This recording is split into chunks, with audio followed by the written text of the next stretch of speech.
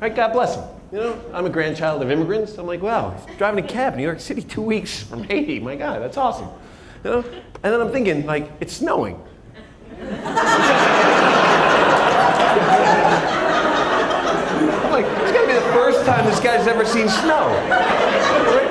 And just as I make that connection, sure enough, we get through like the second light, the car goes. The car spins out, slams up against the curb, stalls. Guy looks and goes, I no fucking drive. I go, I gotta get to another show, I'll drive. He goes, okay. Right? So I get in the front seat, he gets in the back, meter's running, I drive to another comedy club, I get out, I pull up at the other club, the door opens up, I get out of the front, he gets out of the back, I pay him. And he drives away. And all the other comedians are standing there, they're like, what the fuck was that? I go, that, my friends, is America. That's what, I don't know. I think everything's a little better with, we have a president, African-American president now. It's the things are a little more, you know, and he like inspired everybody with race right away. I mean, he just took it on, you know? Obama, when he was running for, you know, for president, he just came right out and he challenged white people to understand black rage. And he asked black people to understand white resentment.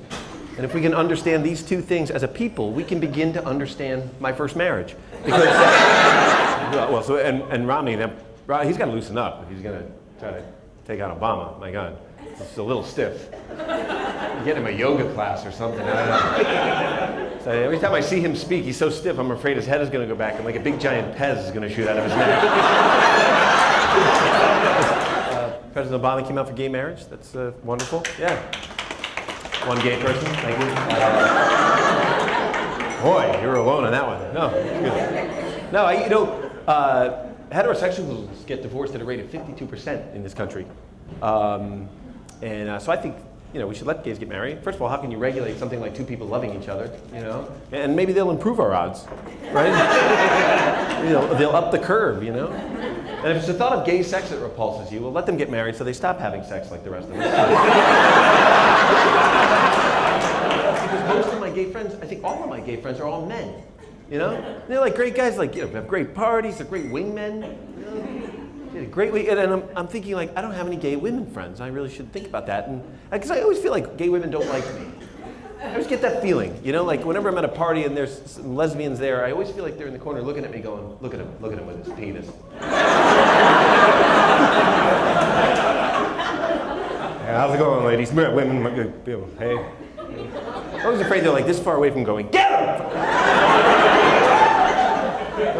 And then she's like, oh, isn't that every guy's fantasy? I'm like, what? She goes, oh, you know, two women going at it. I'm like, no, that's not my fantasy. How did that happen, guys? How did that start?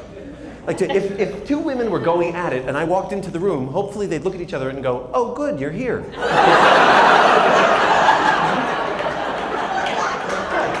don't want to watch two women be like, yeah, this is fun. Maybe I'm masturbate because I never get a chance to do that. And think about it, like, guys, like, how can you run for office now with what they're doing? Because, like, I've done too much shit wrong in my life to ever get elected for anything. Like, I mean, first ad, like, announced, like, I'm gonna run for Congress. First day, they'd be like, Mr. Flynn, yes, is it true you got in a fist fight over a piece of pizza?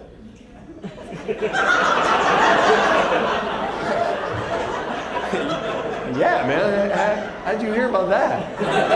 It's on your permanent record. Holy shit, there really is one of those things? We'd like you to explain yourself, Mr. Flynn. Like, I don't know, I was like 20 and we had a couple of beers and my friends and I had a pizza and my friend Mike took too many pieces and so I punched him.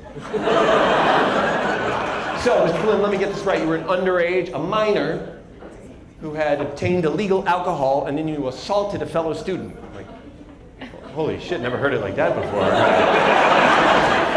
A skill set that it takes for a woman to get into like Congress or Senate, it's always different for a guy. The guy always gets cocky. You know, it's like Anthony Weiner. What happened to him? You know, guy's a congressman, takes a picture of his dick. You know what I mean? You guys are in the Navy. You're not taking pictures of your dick, sending them out on the Facebook. You know? I'm a divorced kid. Well, maybe you are. I don't know. Hey, let's see, 36 days, dude. I'm a divorced comedian. I'm not taking pictures of my dick. But you know what? The one thing he said that like every guy in the room knew he was lying. You know why? Now, women, you probably weren't sure, but guys knew because they come out, they show him the picture. He goes, I don't know if that's me. Every guy would bullshit. That's fucking him. Because if there's one thing that guys know what it looks like, it's our own dick. I know my own dick from every angle, every place, everywhere. I could be on the space shuttle looking back at Earth. And I can be like, that's the Great Wall of China, that's my dick. Hey, I'm Kevin Flynn. You guys have been wonderful.